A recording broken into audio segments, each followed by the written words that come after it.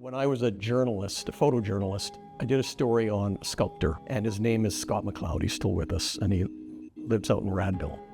And he sculpts sculptures out of granite boulders.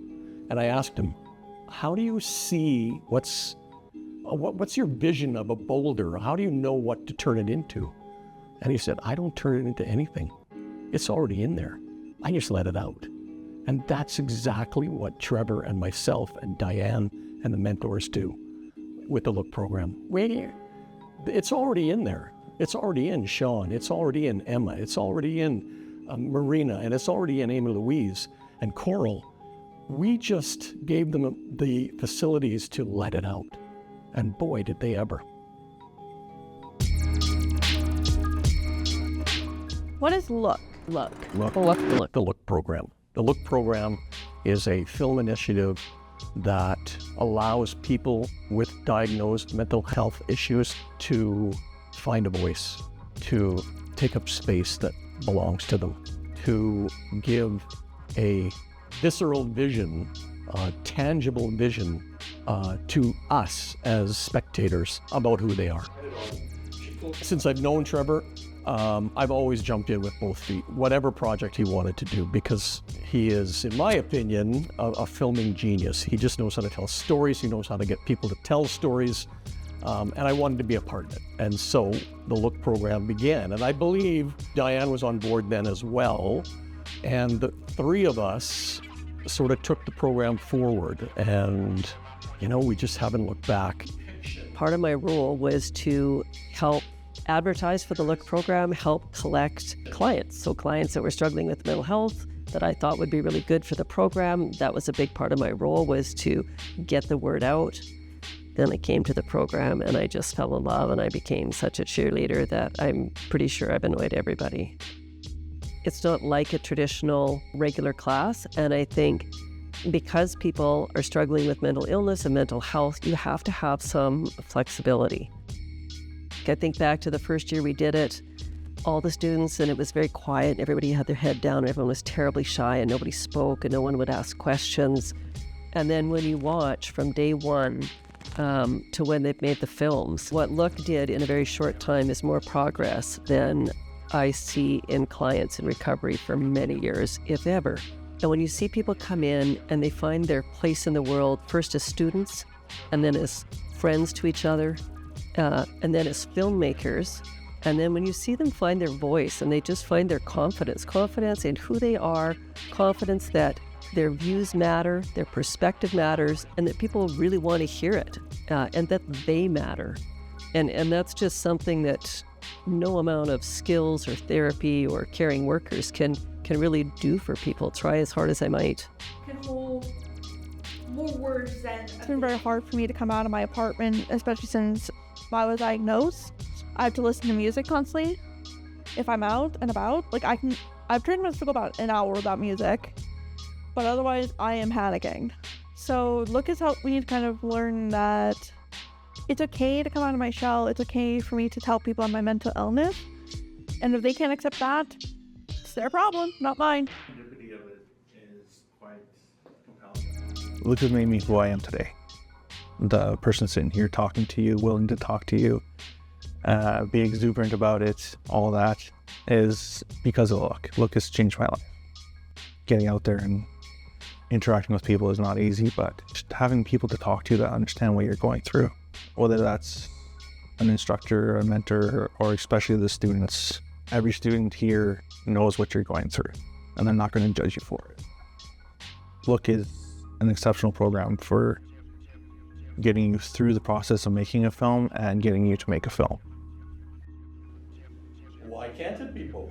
At least for me personally, I forget that I'm more than just my mental health. It's really difficult to kind of figure out who you are when you set those aside.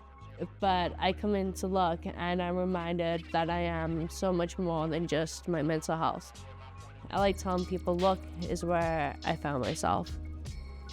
If you put that somewhere, it's not like everyone's gonna... I remember the first class, I was really interested in what we were gonna do, but I was just really nervous about.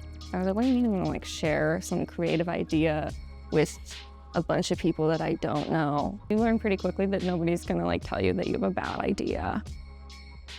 So I watched people who didn't think they had any talent find talent. I watched people who had no idea what serendipity meant find it on a weekly basis in our classes. And I saw silence grow into deafening conversation. We really became a family, all of us, instructors included, mentors included, students included. It was an amazing transformation to see them butterfly.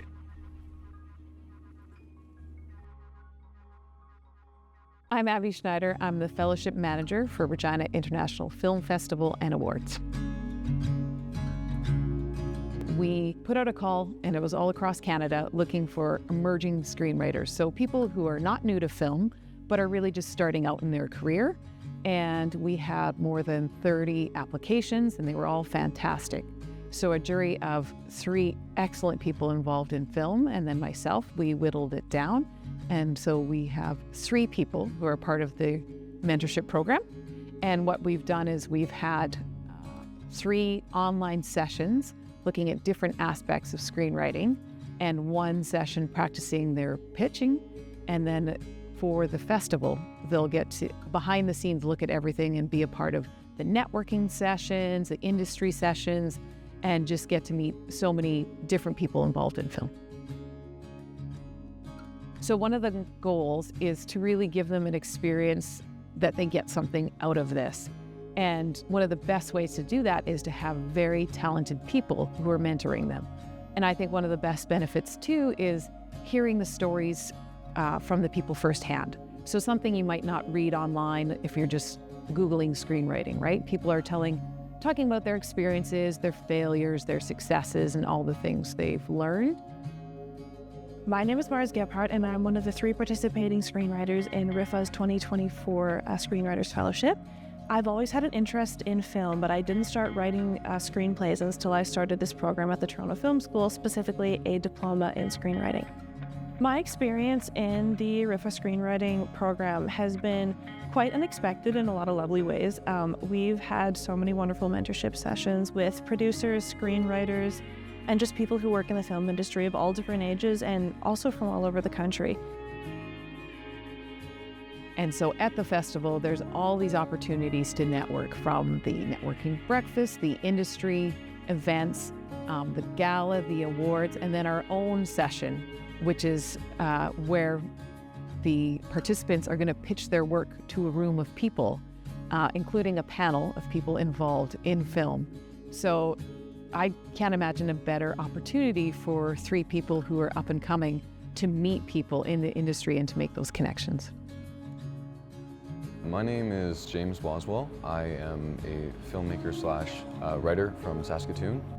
The feedback I've been given has helped a lot, and just to share my story and even to see the other screenwriters and how they've taken their approach to their stories. An aspect of the fellowship I think is really great is that there's no cost to the participants. So the sessions are online, and we try to work around their schedule because, of course, they have lots going on in their lives. And then for the film festival, they get their hotel covered, and they get to be a part of all of these different events for free. So it's just such an opportunity for people, and I think RIFFA's done a great job of trying to take away barriers that would hold people back. My name is Kristen Hanley, and I am a screenwriter based in Calgary, Alberta, and I am here at RIFFA with the Screenwriting Fellowship Program. I've had the great opportunity to have 6 months really focusing on my work as a screenwriter. I have had many wonderful meetings with people who have introduced me to new perspectives and thoughts, and my work has grown incredibly from that. It has shown me things that I didn't know I was capable of before this program.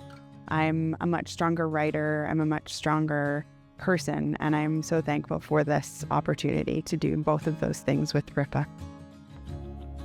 I think the biggest takeaway, especially that I've had from this program, is that everyone truly does start from the ground up. No one really knows anything in screenwriting, no matter what level you're at, and I think that's quite comforting because every new idea that you have can truly be recomposited into something quite beautiful once you put it onto a screen.